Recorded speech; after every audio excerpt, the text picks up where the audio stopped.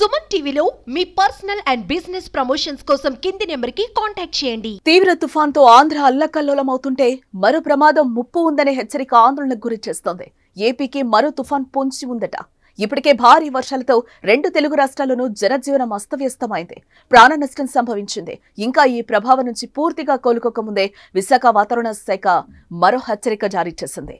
ఈ నెల 6-7 తేదీల్లో ఉత్తర బంగాళాఖాతంలో మరో అల్పపీడనం ఏర్పడే సూచనలున్నాయని విశాఖ తుఫాన్ హెచ్చరికల కేంద్రం అధికారులు అంచనా వేస్తున్నారు. దీంతో మరోసారి టెన్షన్ స్టార్ట్ అయింది. భారీ వర్షాల నుంచి తేరుకోకముందే మరో హెచ్చరిక జారీ అయింది. ఆంధ్రప్రదేశ్ కు మరో తుఫాన్ ముప్పు పొంచి ఉందని వాతావరణ శాఖ హెచ్చరిస్తోంది. ఇప్పటికే వాయుగుండం ప్రభావంతో కోస్తా జిల్లాలో భారీగా వర్షాలు కురిశాయి. విజయవాడ, గుంటూరు నగరంపైన పెను ప్రభావం చూపాయి. ఇంకా వర్షం ముప్పు తొలగనే లేదనే హెచ్చరికలున్నాయి. ఈ వర్షాలతో సాధారణ ప్రజలు అన్ని రకాలుగా ఇబ్బందులు పడుతున్నారు. రవాణా వ్యవస్థ ఎక్కడికక్కడ నిలిచిపోయింది. వర్షాలు వరదల కారణంగా రైల్వే ట్రాక్లు కూడా దెబ్బతిన్నాయి.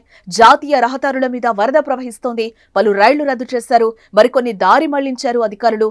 రైళ్లు, బస్సులు లేక వేరే ప్రాంతాల్లో అనేక మంది ఇరుక్కుపోయారు.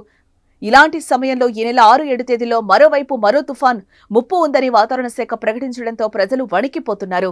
ఈ నెల 6-7 తేదీల్లో బంగాళాఖాతంలో మరో అల్పపీడనం ఏర్పడే అవకాశం ఉందని విశాఖ వాతావరణ కేంద్రం అంచనా వేస్తోంది.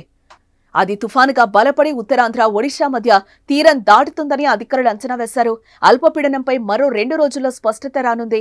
అయితే ప్రస్తుత పరిస్థితి నుంచి కోలుకోవడానికి మరికొంత సమయం పట్టే అవకాశం కనిపిస్తోంది. రైళ్ల పునరుద్ధరణపైన రేపు అధికారికంగా వెల్లడిస్తామని అధికారులు చెప్తున్నారు. హైదరాబాద్, విజయవాడ మధ్య రాకపోకలు పూర్తిగా నిలిచిపోయాయి. ఇక ఇప్పుడు తాజాగా వాతావరణ శాఖ వెల్లడించే సమాచారం ఏంటనేది టెన్షన్ పెంచుతోంది.